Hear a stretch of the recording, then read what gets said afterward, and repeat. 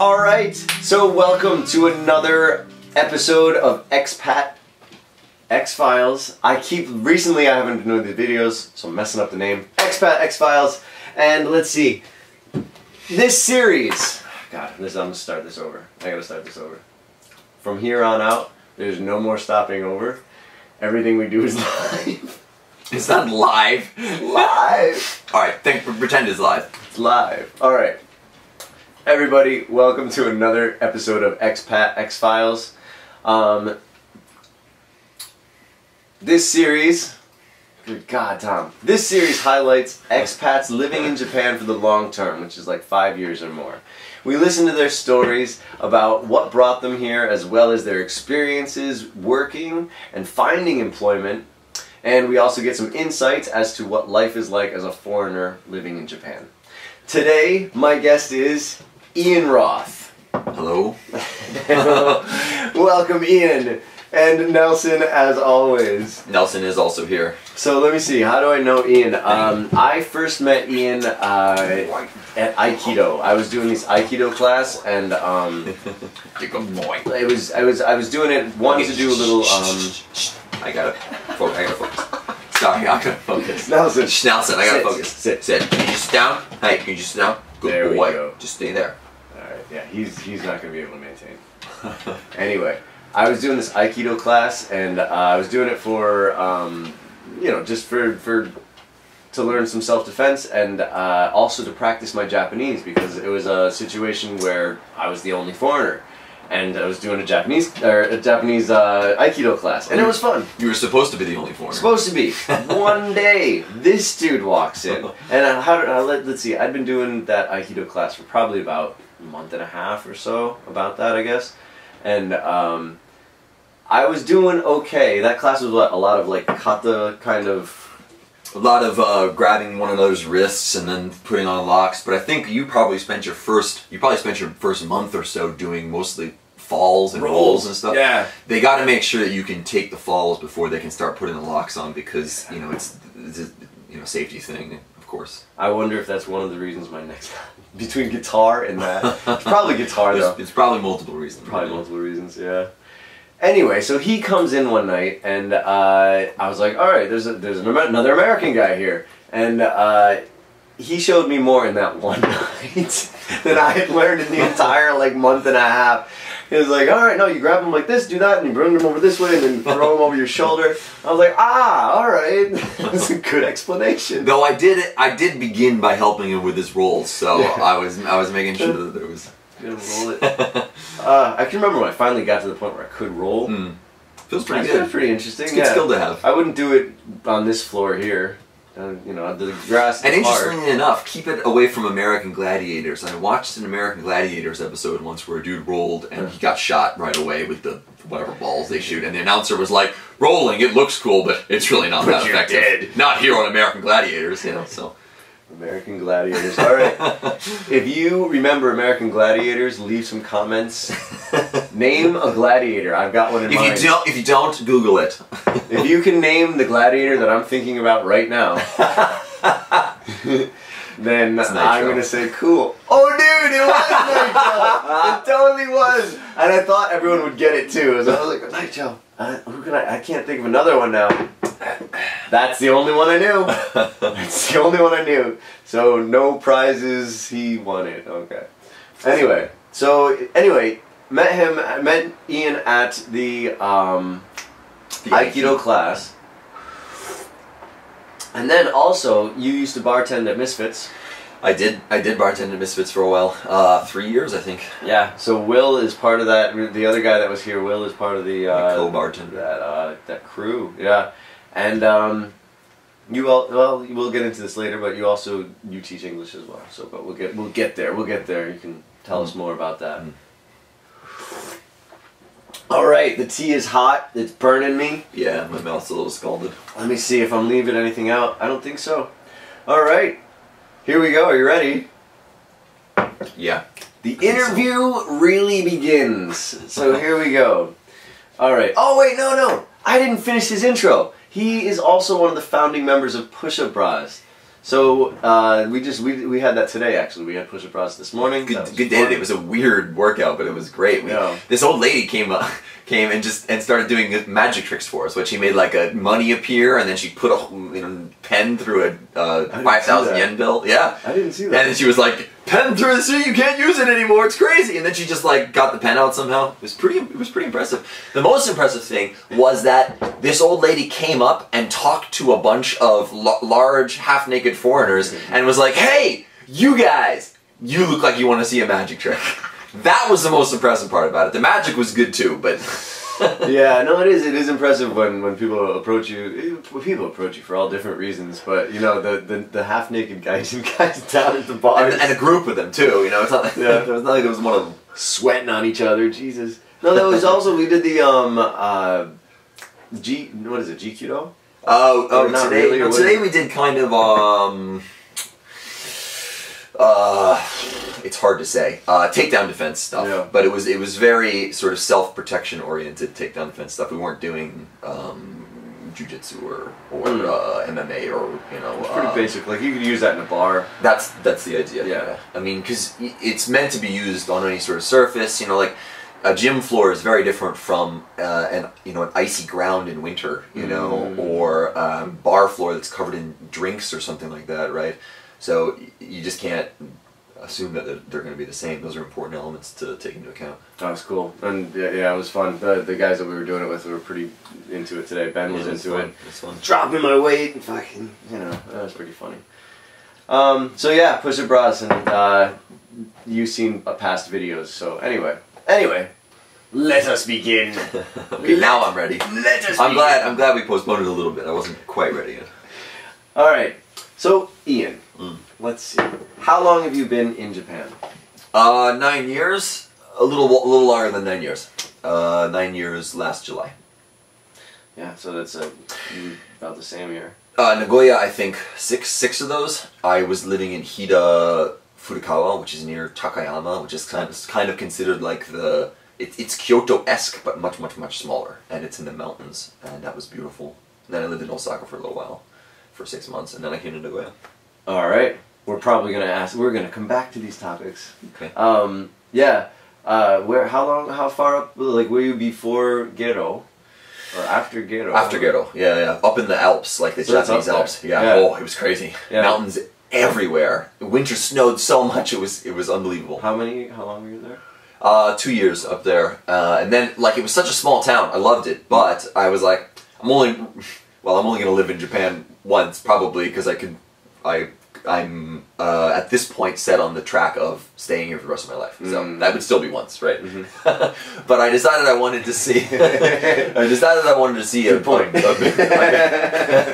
A bigger city. Experience a different side of the country. So I moved out, and it was beautiful though. I still wish I could. Yeah, the place he's talking about up near Takayama is really that's like what they call it, you said Little Kyoto? Yeah, it's Kyoto-esque. Yeah. I lived 30 minutes from there by car, and I had a car, so it was convenient. From Takayama? Yeah. Yeah, and Takayama is another, like Kyoto, it's one of the cities that remained unscathed by bombings in World War II.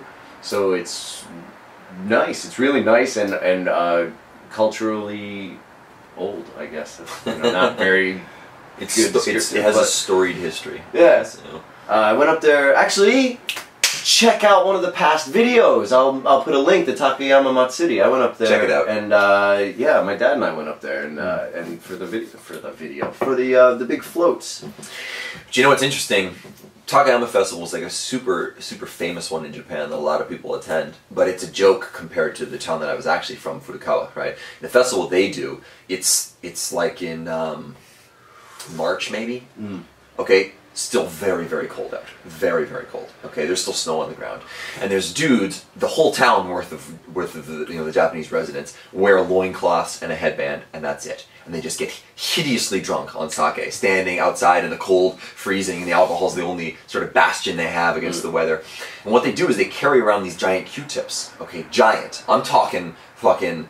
They're like 3 meter long. They're huge. And I say Q-tips, it's made out of wood. It's a wood pole. But on the ends is wrapped white cloth. So it looks like a Q-tip. In the middle, there's a drum tied to it, okay? They carry these things around like 3 meters long. And then at every street corner, they'll stop and put them straight up into the ground. And then someone has to climb this pole, okay, using the drum, get up onto the top, and balance on their stomach. And put their hands out, like a starfish style, like in all 4 directions, as the people on the ground turn the thing 360 degrees, okay? And then that guy gets down, and then the next guy goes up. And these guys are so it all devolves by the end of the night into this giant brawl in the city square, in the main temple, right? You know, it's, Why?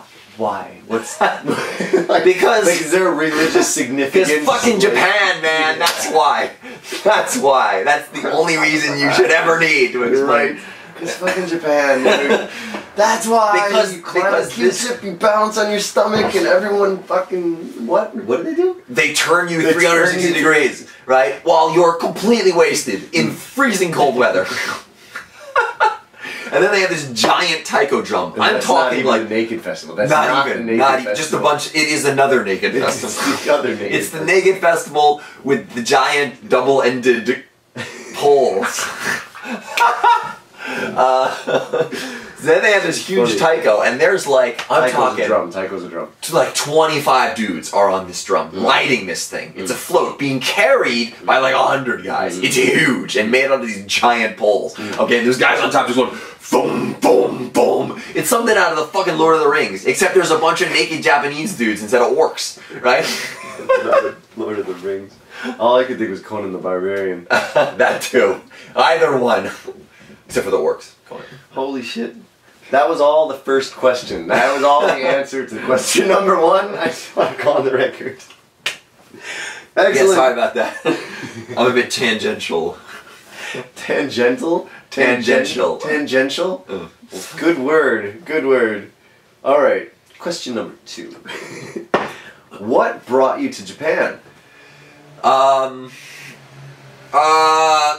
There's a lot of reasons. To bring your voice down a little. I do have neighbors. I'm a loud person. We went out earlier. We went to the... Where were we? We went to the naked golden dancing people. It's all about... They were naked! I didn't think they were naked at first, and then I was like looking really hard. I was like, naked. They are naked with they had thongs on, you know, but they were naked. They were pretty hot. Yeah. They were pretty hot. Yeah, and they were good dancers too. They got... either highly skilled amateurs or actual professionals to do that. You could tell the movement was fucking crisp, and they had a great sense of what it looked like for the audience. You know, so they didn't just carry something on the stage; they carried it like this. You know, so it was very demonstrative and. But I mean, Japan's like into like they have what's that? I can't say it. Manaka Matsuri or whatever, right in the middle of town when they do all the dancing. Oh. Like I don't, you know. Oh yeah, sure. You know what I'm talking about, right? Yeah. So I mean, like Japanese. But it's a different kind of dance. You know? The dance they were doing tonight was very like there was the 2 guys did like a pop locking like fucking routine and shit. That's not. They don't do that at the traditional stuff. That's mostly fan dancing and stuff.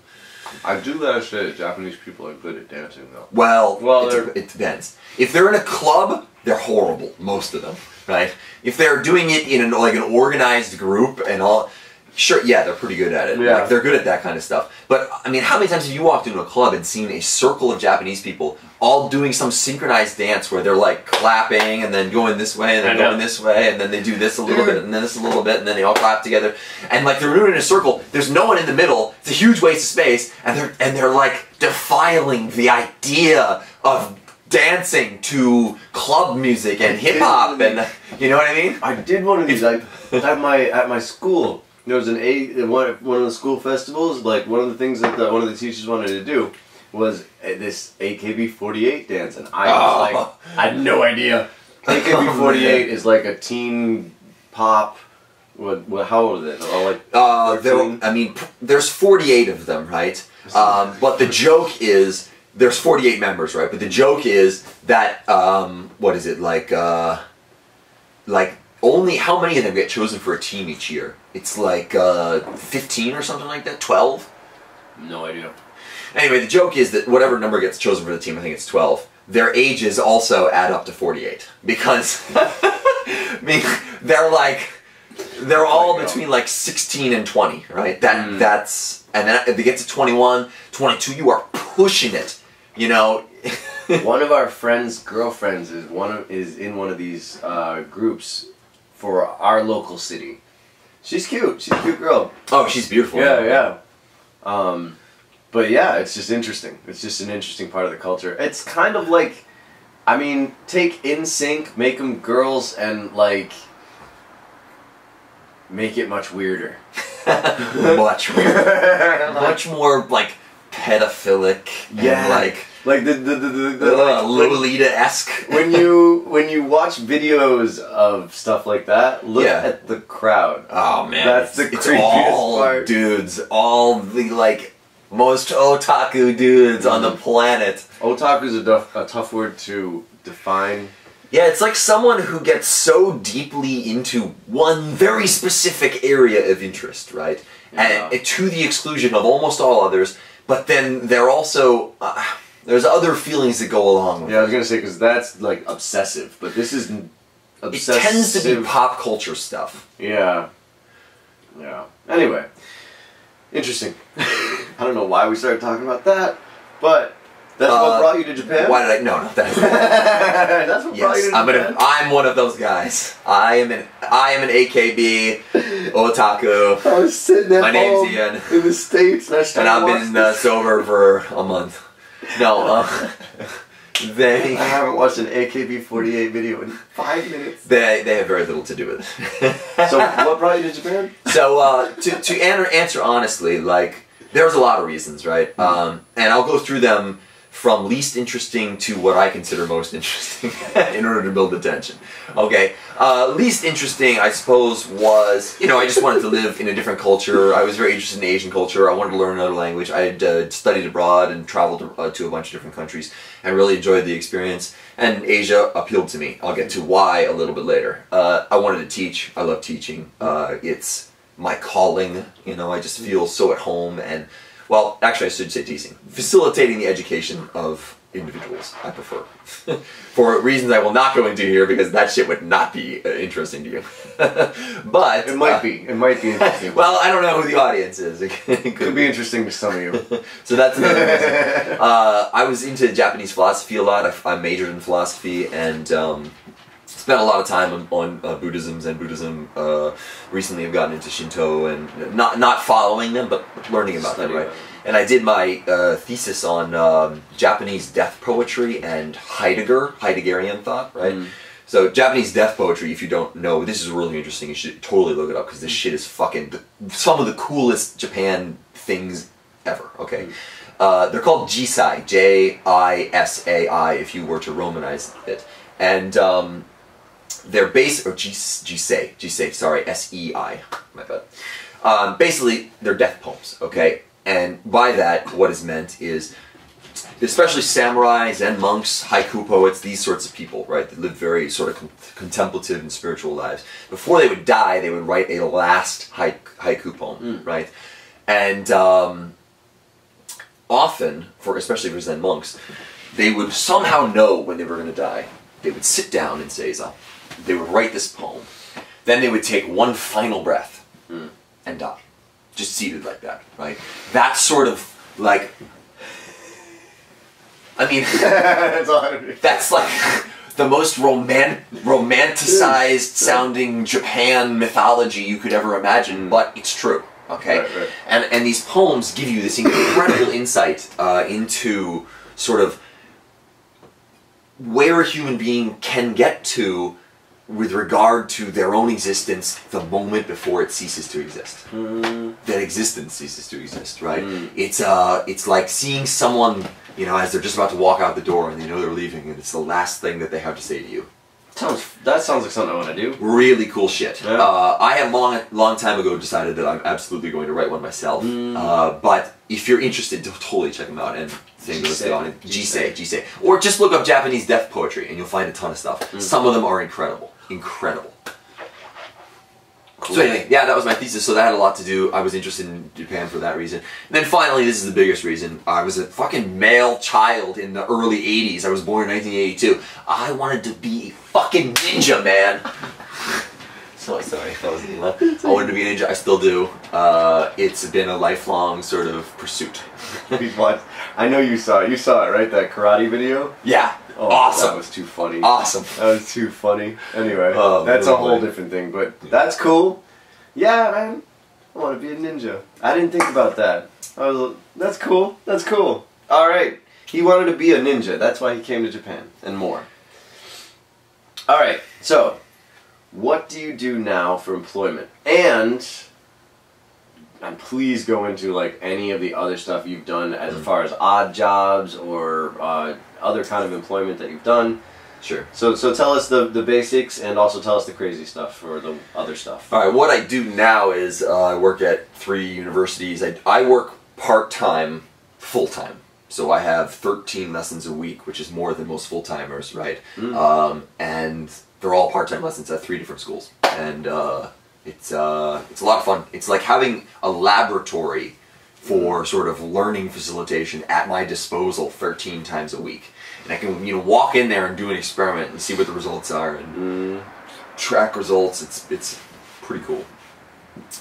As for what I have done, I've worked in every single level of Japanese education. So I have gone through primary school. I haven't worked kindergarten, but I've worked with kindergartners. Okay, primary school, junior high, high school, continuing adult education, business language, business English. I've worked at universities, and I've also worked in this sort of shadow education of like cram schools and stuff like that. And Aikido. Cram schools? Yeah, I have experience. You mean like Aikidos or cram schools? Both. Okay. Well, okay. So kind of the similar Aikido kind of work, but in a cram school. It's similar, yeah. It's very similar. Yeah. Well, it was for me. It's a little different though. When I wasn't teaching the sort of entrance exam stuff. Right? And the cram schools are studying for tests or studying for just like a juku. Like juku is studying for tests. Cram schools, it's juku. This is extra school that happens in Japan. I don't know how a lot. I don't know how I feel about that. Like I mean, I don't know if you and your wife are gonna have kids. I'm not gonna send my kids to cram school. Absolutely not. Yeah. Absolutely not. 100%. But like, then can they? I don't care. I'm not sending them to a Japanese university. They're going abroad, so they don't need to pass the entrance exam, so they don't need juku. That's the only reason you need juku. Swear to goodness. The division of labor between 2 sections of education in Japan, the public sector, is about making people Japanese. It's about socialization. Okay, the cram school side of it is about helping them pass the entrance exam so that they can go to some university. Right.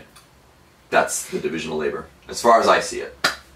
Nice. And this is not a bloggy rant. I have done research on this. Look it up yourselves. I'm just glad. I'm glad. Check your sources. Glad it's being said. I mean, these aren't the kind of things that I just talk about on my videos. So I'm glad it's being said. Well, I mean, education systems in every country are socialization factories. The United States is a social. Look at you, pledge allegiance to a flag. Oh, I know. What the fuck does that even mean? That's socialization 101, man. Dude, identify with symbols. What is the song "My Country 'Tis of Thee"? When did we sing that? Oh, I feel like it's sung at sports games. Yeah, maybe Boy Scouts. Maybe Boy Scouts. I wasn't in it for that long, but it seems likely. Because I know the entire song. Probably somewhere. You know it, right? You know it from I hadn't thought about it for a long time. Now I'm thinking about it. But it came to my head the other day because I was in class and I was doing abbreviations about for example, because apostrophe CAUSE, right? Or until apostrophe till, right? Sure. And so then I was like, oh, another example would be it is, tis, it is this, tis that, it's not modern English, I know, but we were studying this poetry, so it came up, And then I was like, tis, my country, tis of thee, and then it just all flooded back to me this weird, liberty of thee I say. It was like a movie, man, everything flooded back to me, this whole, If that shit is not brainwashing, that's what I'm saying. What the fuck is? You tell me if that's not brainwashing. I haven't thought of that song in probably 25 years. I was like, that is in my internal programming. I was like, I know my country's hardwired, and I know the Pledge of Allegiance. I was like, I know these things, I just know them. It was weird. Oh, that is weird. All right, I'm gonna jump back on your question because I gotta keep us kind of on track. Okay. Cool. So the other places that I worked, like I said, I worked in all of the different, and I've also done like weird stuff, like worked at concerts as like a maitre d' that met the children afterwards. That's kind of a weird common gig that you have for English. You just shit like that, right? You speak English, so we need you to stand around and talk to these kids, right? Like, hey, do you want to be a token foreigner? Hey. You know, like that's what they're asking you, right? Yeah. And hey, so I worked at Misfits. do you want to play Santa Claus this year? Right. Do I look like Santa Claus? You look more like Santa Claus than I do. All right. So no, but I look like. There are a couple guys in town that look like Santa Claus, and they make bank in the holidays. I'm sure that they would. I'm gonna shoot for that. That seems like a good life goal. If I get on that shit now, I could be a killer Santa when I'm older. Start growing your beard. You gotta grow a gut. No, I'll just wear a fat suit. Oh, there you go. All right. I feel like fat suit technology is coming along pretty fucking quick. I'm not sick of being Santa. I'm glad fat suit technology has come as far as it has. So, I've also worked at Misfits. I worked with Will and Saki. I worked, and it was awesome. Oh man, that job was so much fun. God damn. What a fucking enjoyable time that was. Misfits, yeah. Oh my god, this was such a unique bar. It was such an American, like you'd walk in and people would be like, like, it's not like, yes, I must say, like, we're so welcome to say, how can we help you? That sort of like, shit, we were just like, we were like, what the fuck do you want? Alright, cool. You want that? Fuck you. Thanks for the tip. But fuck you anyway, here you go. Yeah. You know? Like, it's pretty abusive. It was pretty abusive. Yeah. We were a rebel institution, I feel like. Misfits was 1 in a million. It's really it's like, its name was right. Nagoya has lost a gem in Luke's like it lost something in its character, not having us anymore. We used to do a 3 hour 1,000 yen all you can drink, which is about $10. So 3 hours for $10, all you can drink, anything in the bar, okay? Cocktails, fucking beer, wine, whatever you want, okay? $10 for 3 hours, and it was all these international students that would come from, you know, that were studying at the schools in Japan, and they would bring their Japanese friends, and these parties would be like 100 people in this tiny fucking, or like the Misfits was maybe twice the size of this room, I would say. Maybe twice the size. Yeah, maybe. And this is maybe it's not a super large room, not no proletariat masquerading as. Masquerading as. But fucking. But yeah, it was awesome, and you know, we'd just be slinging drinks and meeting all sorts of people. Everybody knew me from working there, and they all just loved it.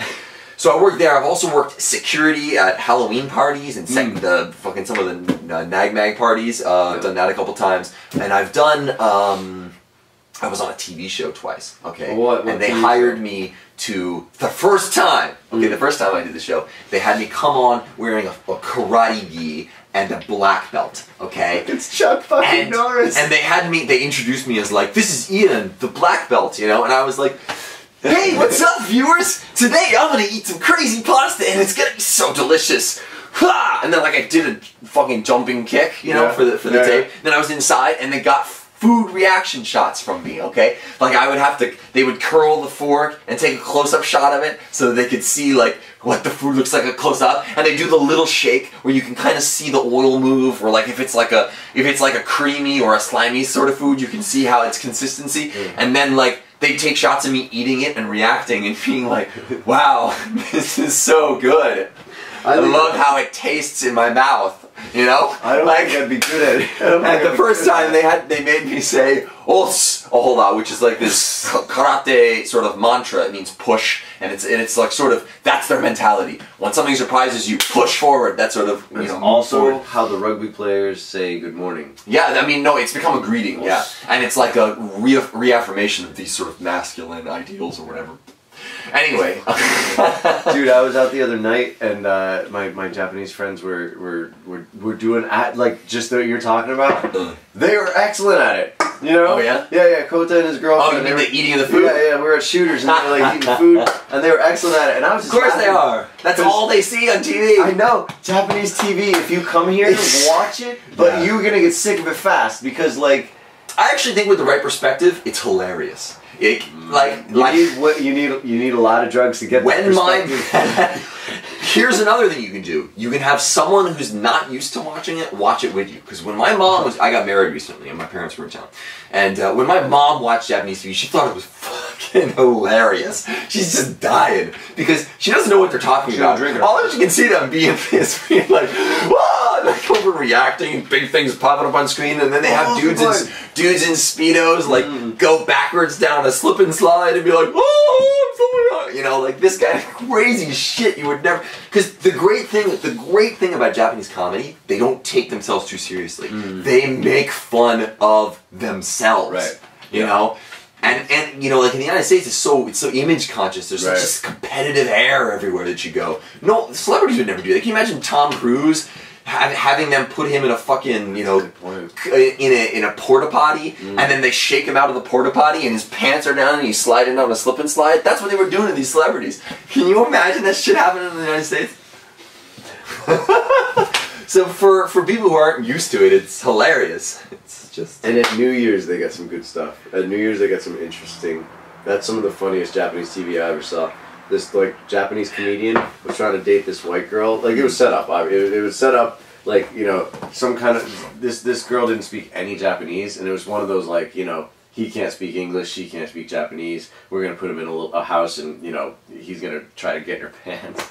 And he's like, he's this funny comedian, but he's like this kind of overweight, doofy looking guy. So like, it was one of those. It was supposed to be a mismatch, you know. Sure. But man, that was some of the funniest shit. He's like bringing her underwear and like just doesn't know how to say anything. And I my Japanese at the time was pretty bad. But you know, I'm hearing her point of view, and she's just like, okay. I had no idea what you got into. It was kind of like, I don't know if you ever seen that Chris Farley and Mike Myers doing a Japanese TV show on Saturday Night Live way back in the day. I haven't seen it. It's like that. Mike Myers is just speaking Japanese. Chris Farley's getting like electrocuted and shit.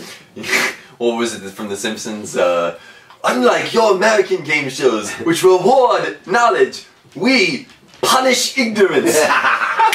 We punish ignorance. Oh, if only that was the case. So yeah, I did that fucking TV show, right? I ate this stuff. I said cool, a lot. Cool. Then the second time they made me wear some designer bullshit, and I was like, ah. So I put me on screen, and they're like, what does it taste like? What does this pasta taste like? And I'm like, it tastes like spring fairies are dancing across my tongue, right? Not what they were looking for. I gave them just the most like fucking douchey sort of like what is this combination of language that is spewing forth from this man's tastes like oral orifice, right? It was horrible, and yeah, that was it. I wouldn't do that again. It tastes like dancing fairies. It tastes like burning. All right. Let's see here. Okay, why Nagoya? You kind of started. You were talking about the other places. Yeah, Like Nagoya is Nagoya. So why Nagoya? Nagoya is Nagoya, and I like that. I do too.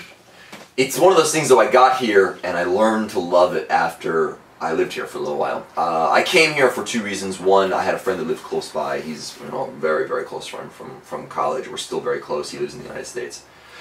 And he was living close to here. And the other one was I started sort of seeing a girl from Japan. She was 23, 22 at the time, and I was 25. You know, I was living in Osaka, and I would travel up here twice a month, and she would travel down to see me, you know, once or twice a month, and it was just crazy, right, that we were traveling that much. So I said, all right, I cast some dice, and I moved to Nagoya, and I've been here ever since. Then we ended up, you know, dating for 6.5 years, and then getting married. So oh wow, just recently, yeah. Yeah, so, I mean, I'm very happy I moved here. Since I got here, I've learned how wonderful this city is for a few reasons. First, it's just the right size. It's just the right size that I feel like it's almost like a university as far as the foreigners go. Because there's about, what is it, like, I'd say 7, I don't know. There's a small, manageable number of foreigners in the town, by foreigners, English-speaking foreigners that I can connect with, because obviously there are others. Always new faces. Just the right number, yeah. But there's new people coming in. There's people leaving. You know. So in that sense, it's also like a university, right? The size is like that. It's a pretty easy seated to get around because it's not too big, so it's easy to see people. In that sense, it's that way. But also things like the art scene, the music scene are awesome here, right? So many good bands. Okay, Ghost of Matsubara, bang. That's what I'm talking about. That's what I'm talking about. I've been involved in community theater a few times and had incredible experiences here. I've seen some incredible productions here. You know, I mean, last year we did Dreamcatcher. Amazing experience. Yeah. Amazing. You know, an original musical. An original musical, like that's unbelievable amount of work. Tomorrow's IT Vision.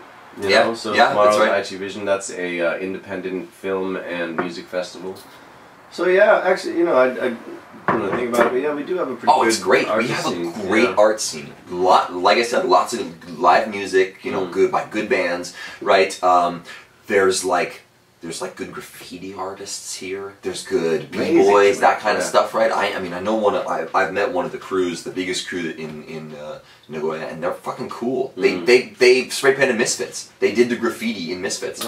We had 3 panels of graffiti done by them. They did portraits of a customer. They did this crazy monster, and then they did some other nutso design. It was awesome, awesome. Really cool day. Really cool dudes. There's also a pretty decent martial arts scene here, that kind of stuff. Yeah? Yeah, it's good, you know? The guy that's, Ian also has done, like, bouncing and stuff, right? Like doorman stuff. I've never worked, yeah, I mean, I did, but not at a club or anything, you know? I worked security a couple times for the Nag Mag parties, the sexy parties, but that's about it. Interviewed the guy Thomas, yeah. That ID? That dude, man, what a fucking human being. Yeah. Really? Yeah.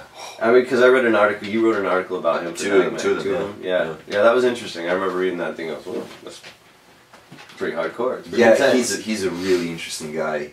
I mean, he can tell his own story if he wants to. Interesting, yeah. Maybe I could talk to him. That'd be interesting. Go to ID or something. Anyway, let's see. Aha! I know the answer to this question, but do you speak Japanese? Not as much as I'd like to, but I've been pretty busy just studying for degrees and other stuff on, you know, in the time that I do have. So it's kind of like I'm prioritizing one over the other. I will get much better at Japanese. That is in the plan, you know. But yeah, I do speak it. I speak it enough. I've heard you speak. You do pretty good. Yeah, I can deal with conversations and stuff like that. I feel like I'm at just the right level of Japanese proficiency that I'm not threatening, because I've heard from a lot of people that once you get past a certain level, it becomes kind of threatening, because if you grow up in a society, the United States is not a good example because English is so many. Did you fart? He did. Oh, Nelson, you got outside. You did. You're gonna melt that camera. That's nasty. Nelson, out. Oh, poof, keep the door open. Man. Sorry. Your fart broke my door. What was the topic there? Oh, Japanese, yeah. Yeah, Japanese. I've heard from a lot of people who speak Japanese at a high level that it becomes kind of threatening. If you grew up in a culture where there were literally no other cultures besides your own country where your language was spoken, it's strange to have someone from another culture come in and be able to speak it. It's sort of built into the national psyche. That's weird. You know, the United States is not like that. There's Not people at all. who speak English from all over the place, right? Right. And you know, Japanese, Korean, and there's one other language, I forget what it is, that are generally considered like these languages are really only spoken in Finnish. Very limited range, but they speak English as well. So. Well, that kind of goes into the next thing. How do you think let me see how the question is worded here. I'm really bad at this. It's my show, but I can't fucking ask the questions. How do you feel your language ability has affected your experience? I guess, well, you just went into that. You said A little bit, yeah. Yeah.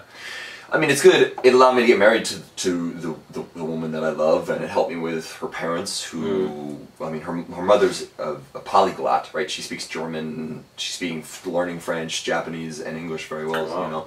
But her father doesn't really speak it. Her rest of her family doesn't really speak it, so that definitely helped. I think it's helped with jobs as well, because I've had interviews that were 50% in Japanese. Wow. 2 of them, I got most of those jobs. Most, I say 2, which means 50%. I feel it inside. It feels like most. But yeah, that kind of stuff, and it helps me teaching. You can't teach. I mean, people say you can teach in only English, and that's partially true. You can do it, and there are ways to make it work. There's ways to make it work, but it's just not my preferred teaching style. I prefer to make it approachable for the students, and I prefer to treat it as teaching them how to communicate, and then learning English as a result. And so communication, that includes Japanese, it includes body language, so you can't discount those things. They play a huge part in. And I always say, when I first started studying Japanese, if my Japanese teacher didn't speak English on some level to meet me halfway when I was really hitting a wall, when I was confused and couldn't figure something out, then I would have probably gotten very frustrated with Japanese. But I had teachers that could explain stuff to me when I got really lost. And I do that with my students too. So I think being able to meet people halfway with language as a teacher is a huge thing. I think it's helpful. And especially with little kids too. And also, not only does it help you, this is a point that a lot of people miss, not only does it help you make it approachable for them, but it also helps you understand what they're saying. So when they don't understand something, and they're saying to their friend, I don't understand this, you can understand what they're not understanding, and you can help them out with it. Whereas otherwise, you'd have to have this conversation trying to figure out what they didn't understand. God.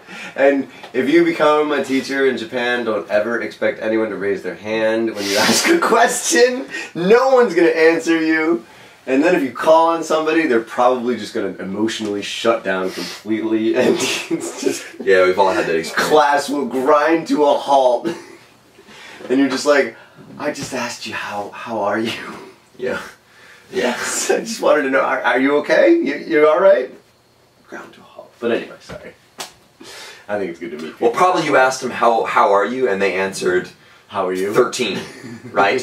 And then you were like, no, how are you? And then they were like, just freeze up, deer in headlights, sort of. Dude, the thing that still gets me, my students are English majors. I get on them for this, because this has got to stop. In Japanese, you say, it's like, genki desu ka? Genki desu. You reply with the question. In English, you reply with a different answer. How are you? I'm alright. My students always, I'm like, hey, how are you? How are you? I'm like, this isn't a contest. How are you? How are you? No, motherfucker, how are you? I asked you first. Things just get out of hand, Yeah. That's how people get shot. That's why there's gun laws in Japan. Because it just got out of control. I mean, when they had that's why they got rid of those swords, When everyone had a sword, it was... Because, who's gankier, No, who's more determined to find out how genki the other person is? Exactly. Exactly how genki are you, motherfucker? Can you stop my sword? You're so genki. You have Genki shield up. Yeah, that's what inspired you. Now learn what the word Genki actually means. Yeah, go check out Genki. It's a good word to know. Anyway, okay. What's the best thing about living in Japan? Or what do you like, could be a few things. What do you like about living in Japan? Best thing about living in Japan, the first thing, this is not necessarily the best thing, it's just the best thing in my brain right now. Not having my tax dollars directly fund drone attacks. Ooh. Zing! Gonna get you from over here, America. Dude. Yeah, that's a good part of it. The government here does a lot of things that I don't approve of, and the idea of them collecting my taxes at the threat of throwing me in a cage also kind of bothers me. But let's not get into that. The not directly funding drone attacks is a big thing. Also, I like that it's a much less competitive environment, right? Like, I was a competitor for a long time. I played sports in high school and university, and did martial arts my entire life, went into tournaments, that kind of shit, right? But recently, I've sort of tried to cut it out of my life, tried to just spend more time being cooperative, and it's made a huge difference in terms of my quality of life. And now when I spend time in fucking a competitive environment, cultural environment, it feels like swimming in dirty water in a way, right? Like, there's just this tension between everyone and this confrontational aggressiveness between everyone. And it's so fucking unnecessary, you know? The way I look at this shit, we are all the crew members of Spaceship Earth, okay? And if we fucking get on one another's case and, you know, like, what? We're all trying to keep the ship running in top shape in the right direction. That's all of our goals. And so... I agree 100%. Drives me nuts. Yeah, I hate that. People, and the other thing is, well, so that's a big part of it. That the air is more sort of clear of that, I guess. Good quality of life. I like working with Japanese students. I like all that stuff. And I'm training in ninjutsu, and I'm training in, you know, lots of other stuff, which is great. Good to have teachers of that kind of stuff around. It couldn't be harder to find it there. International nature of it, right? The foreigners I know come from all over the place. They're not just from that town, you know, this town, right? So in that sense, it's more of a mixed bag. The diversity's good. My wife is amazing, and it's a beautiful country. Yeah, that's a pretty good list. That's the competitive thing is interesting, and it's funny because we're both Americans, but the competitive nature thing, however you want to take that, good, bad, or otherwise, like, I agree, like, we come from a very competitive culture. Yeah, it trains you to be competitive. Yeah. From birth. As opposed to cooperative, right? Yeah. And, like, and I'm, you know, we hang out, Push-Up Bras is kind of like this kind of cooperative nature type of a group, you know, so we've kind of got similar ideas on this, but yeah, so much more can get done when you kind of step back. So much more. You pull your ego back and you're like, all right, what do we got to do to get things done, you know? The simplest way that I've sort of found to put it is, you know, like, what is competition? By definition, it's basically the accomplishing your goal means denying someone else accomplishing their goal, right? It's goal exclusion, right? Only one of you can get the goal.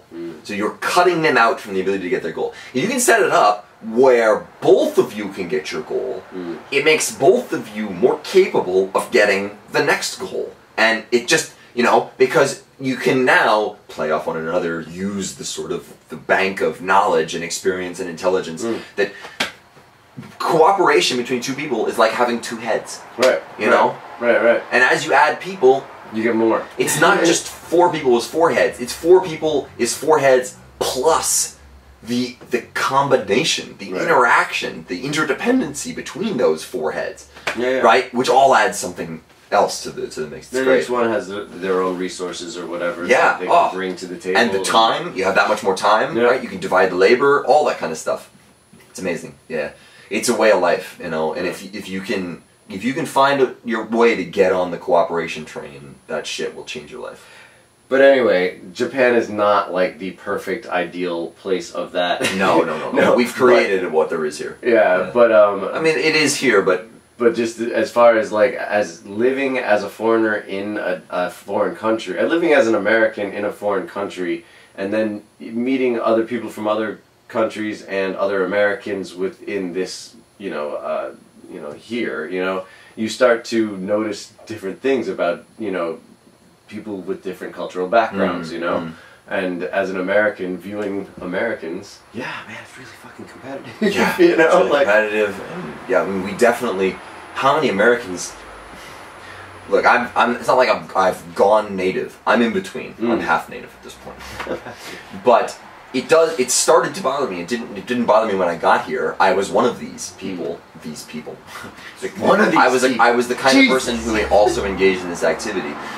Like you go to a bar or you go to a restaurant and you're just really loud. And everything you do is loud. You're clanking your fork, and you're like talking like at this volume. I don't know why I'm being this volume. Fucking loud. Yeah, I'm sorry. But in restaurants and stuff like that, without sort of regard for the sonic well-being of your neighbors, right, your physical neighbors. And now I notice that sticks out to me because I've been here for so long. Yep. And whether that's good or bad, who's to say? But it's something that now does bother me. Yeah. But it only bothers me to an extent. Like, there's certain times when, like, I'm on the train and I'm just, like, quite content in my foreignness. Mm. You know? Sure. I'm a little louder, I'm a little more differenter. Mm. That's great English, Little more by the way. different. I'm a little more differenter. Covered all my bases. But, yeah. I don't know. Interesting. Alright, now, let's see. On the other side of that topic, what is the most difficult thing about living in Japan?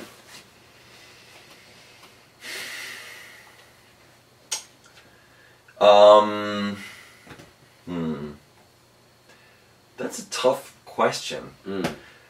I can think of a lot of things that I would change about Japan, but I'm not going to necessarily say that they are tough things about living here, because it's those things, well, I mean, along with the parts that I really love and respect, but those things equally, if not more so, make it an interesting experience for me.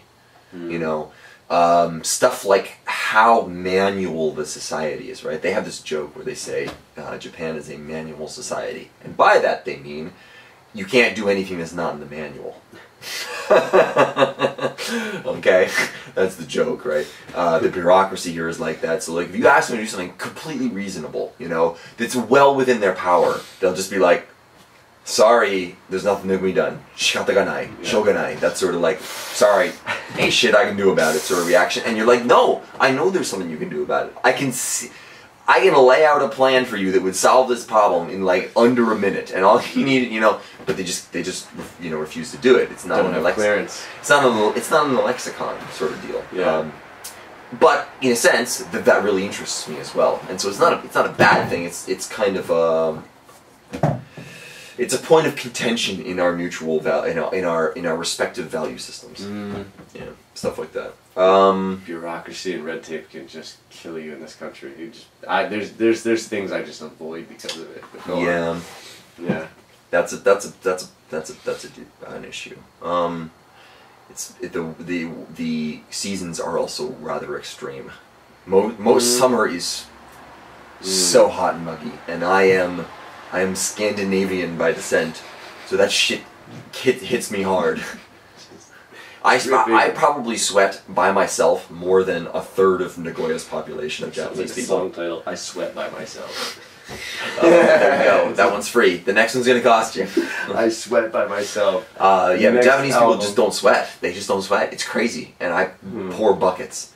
Yeah. But yeah, whatever. You know, that's fine. Fucking. What do you think about the winters? I mean, actually, well, the winter's not so bad. I forgot. Where are you from? Oh, I was born in Philadelphia. I lived there for 6 or 7 years, and then we moved all throughout the Northeast. I went to school in New York, actually quite close to town. Yep. Dropping water bottles twice. He went to university where? Vassar. Vassar. I was up at New Paltz, so that's like in the same neighborhood. Yeah. Anyway, so but you know about cold winters, so that's why I asked, what do you think about winter here? Winter in Nagoya is nothing. Winter in fucking Hida Furukawa is unbelievable. Really? I went to school not in upstate New York, but you know, in New York, upstate, right? Understood. I totally know what you're talking about. Yeah. So I've seen snow, I've seen cold, you know, that kind of stuff. Yeah. But not that it was that cold, but the snow. The first year I was here, it literally snowed a meter of snow, about 3 feet of snow, every day in December. It broke an 82-year-old record for snowfall that month. Like, and I had a car. Every morning I'd get up and there would be just a mound of white. I couldn't even see my car, and I had to dig it out. And by the end of December, just December, they had snow walls that were, you know, oh god, higher than this roof by 2 or 3-fold, right? Wow. The video can't see that, but probably 30 feet high snow walls on either side of these narrow roads. Wow. Because they just had so much snow they didn't know where to put it. That's intense. I want to see stuff like that. Oh, it's crazy. It was crazy. I couldn't believe it. I like snow. It's a sickness. It's pretty cool. And you could jump off like a skyscraper and land in that snow and be fine. That shit was so thick. And it was fluffy. I love snow. I like snow. I get kind of bummed in the winter here because it gets gray but doesn't snow, you know, hard freeze, you know. It would be nice if there were more snow, but well, here at least. All right, let's move on. Next question. What's the craziest or funniest experience that you've had here in Japan? I know this is a tough question. Probably. It might just be that it's fresh in my mind, but getting married, okay? Getting married was the craziest. And the whole process of getting married, like the bachelor party was awesome, right? Bachelor party was pretty all of that these was pretty people fun. come from the United States, my best friends, mixing with my best friends from here, and it was such like a once in a lifetime combination of people for me, right? My brother's here, my family's here, all that kind of stuff, and we drank on the street in the middle of the busiest part of Nagoya, and Tom played his guitar, and we all sang along on the street, and like. That you can't do that. We all had these shirts. I don't have mine nearby. But they had cool. 4 of my faces on Mount Rushmore instead, and it said Mount Rothmore because my last name is Roth. Yeah, that was awesome. And then the wedding was nuts, like nuts from the perspective of like so similar but fundamentally different from a Western wedding, right? All of these trappings that either are Western or appear Western. They appear as though they would be something that you would find in a Western wedding, but you don't. Okay? They're kind of tacked on, to charge you extra, of course. Because everything in a wedding is there to charge you extra. Kind of tacked on with a hammer. And done so like opulently, and like a 6-course meal, and like all of these speeches in front of a huge group of people, and dress changes and makeup and all this shit, and like I took pictures the entire day. My face was exhausted by the end. I had gone through like probably 10 courses between the actual reception and the second party, and I was starving because I hadn't eaten any of them. I had a 10-course meal and I was starving. Just watching the food go by and like they're coming pulling it away before you can eat it. They don't expect you to eat it. In fact, they're probably disappointed if you eat it, right? That's just decoration. But it was awesome. It was incredible. It was so much fun, And then we went afterwards. Yeah. So just the weirdness of the cultural like collision that it consisted of, right? I can imagine. Was pretty nuts, and it's nothing I ever would have expected, or I didn't expect to get married like that, but that's how it went down. That's how it happens, folks. That's how it happens. Yeah, well, not to get married. I expected to get married, just not like fuck. But a lot of it is, it's a Japanese culture. Weddings are a huge thing here. It's a Shinto sort of deal. It draws the community together, that sort of thing. So, was there anything in the ceremony that was Shinto? Like no, it was not Western style, but it was in the chapel style place. We just basically had them say exchange vows. There was no. Did you have the guy? No, no priest. Nothing. No priest. Nothing. It was just the 2 of us in front of our family and friends. That's cool. That's cool. And we had a person saying now they will exchange vows, now they'll sign the wedding document, now they'll exchange rings, that kind of stuff, and then we just did those things, right? They're just like filling out paperwork in front of their family and friends. In triplicate. He told you it was a manual society. That's what a Japanese wedding is. It's a bunch of paperwork. They were dressed nice though, so. Very nice. Paperwork and good clothes. That's cool. Alright, now this is it. This is our last question. This has been wicked fun. This has been a lot of fun, and I know it's been wicked fun. You're from the Northeast, so you know what I'm talking about with that word wicked.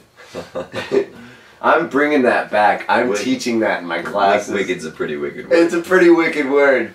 Like I'm teaching my Japanese second language students wicked, and we're bringing it back.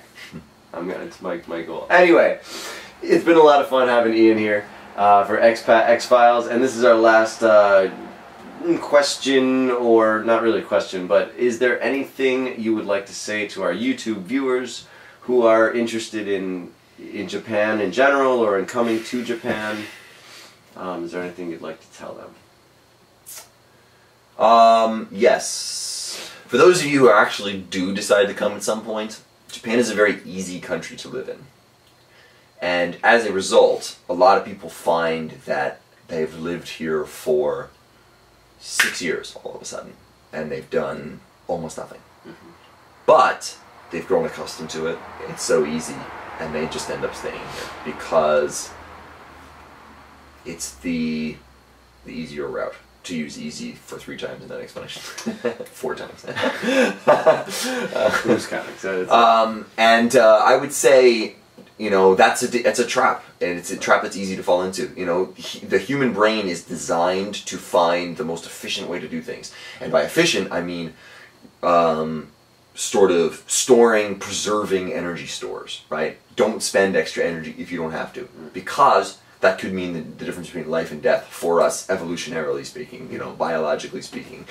And so you have to consciously get involved with stuff and it will be so much more rewarding as a result. You know, so much more. You'll get a tremendous amount out of it. For those of you who are considering coming here,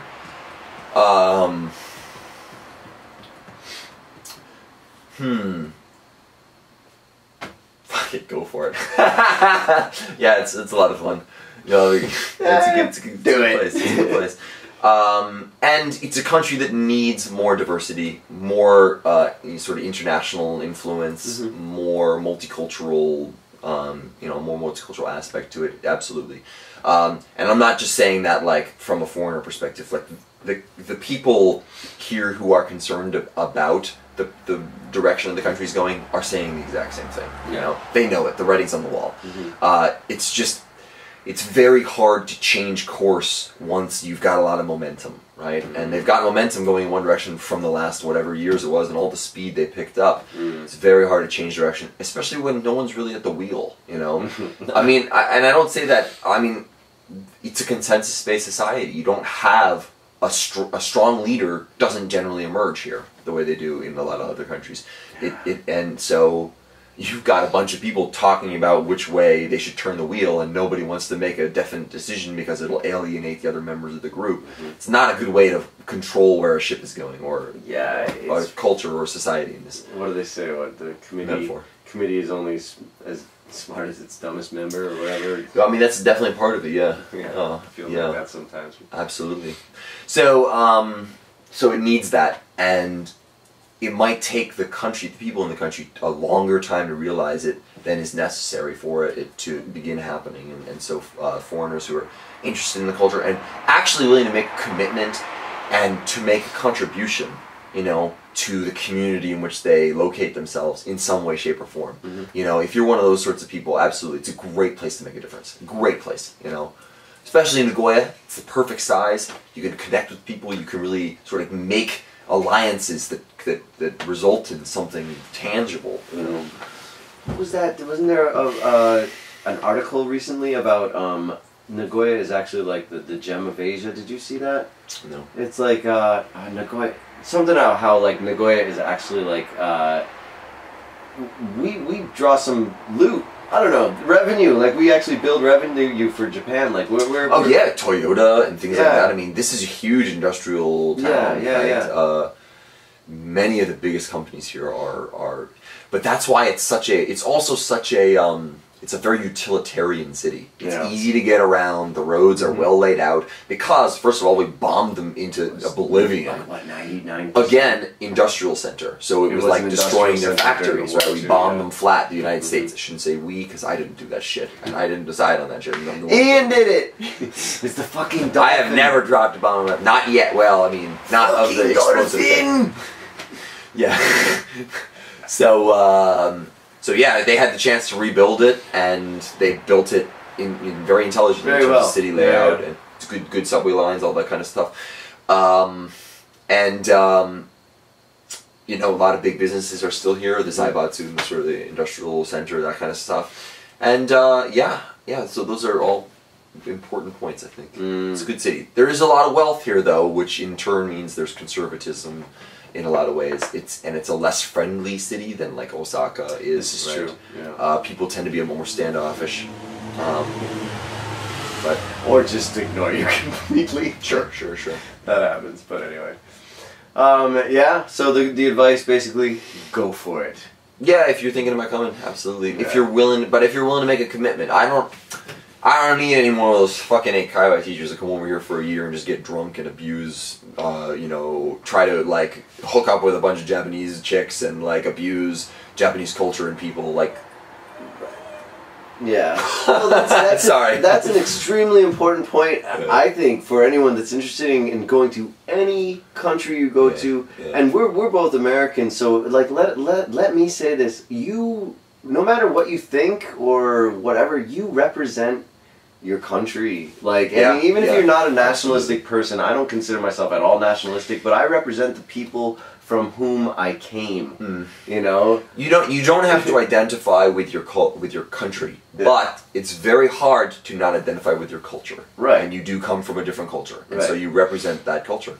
Yeah, you know? Yeah. So, like, when you come and you just act the ass, you're making everyone from your culture look like an asshole. And you know, and also, I mean, it's just bad karma for, like, what we don't need a world that's more divided in terms of cultural and national and religious, whatever the line is.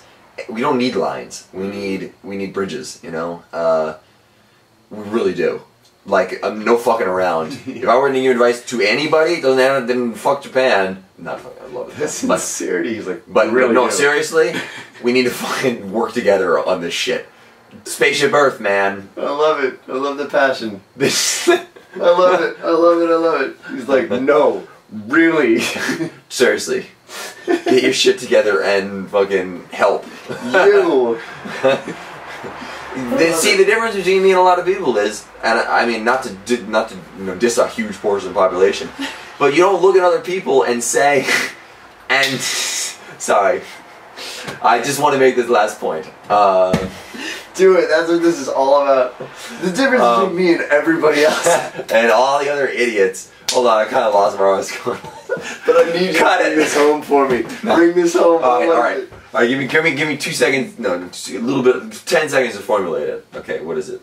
I'll edit this part. I'll edit this. I'll come back with all the passion in the world, though. All right. The difference between me and everybody else.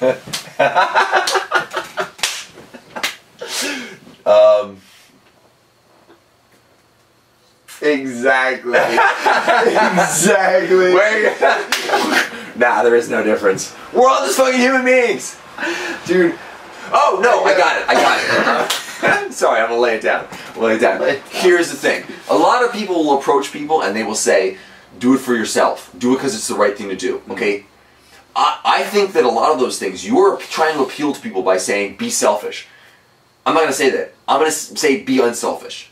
Make a sacrifice. Because human beings, if you make a sacrifice for them, okay, they will sacrifice for you. That's where fucking trust comes from, okay? You lay down that trust. If you're willing to lay down first, the other person will lay down with you, 100%, okay? And there will be trust there, okay? So, I'm gonna say, do it because the quality of our social relationships and the people that we have around us is the biggest determining factor in the quality of your life, okay? If you have good people around you and good relationships, you have a good life, okay? So, be a good person around the people that you're around, and it will make their lives better, and it will make your life better in turn. Not that that should be the motivation. Do it for them. Do it for all of us.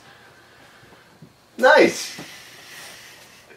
Everybody, Ian Roth, come visit us at Push Up Bras in Nagoya on Saturdays at Tsurumai Park. Everyone's welcome. It's a free, no borders, no boundaries kind of exercise crew. Absolutely. And this has been an extremely fun episode of Expat, X-Files, and more to come. More to come. Cool. All right.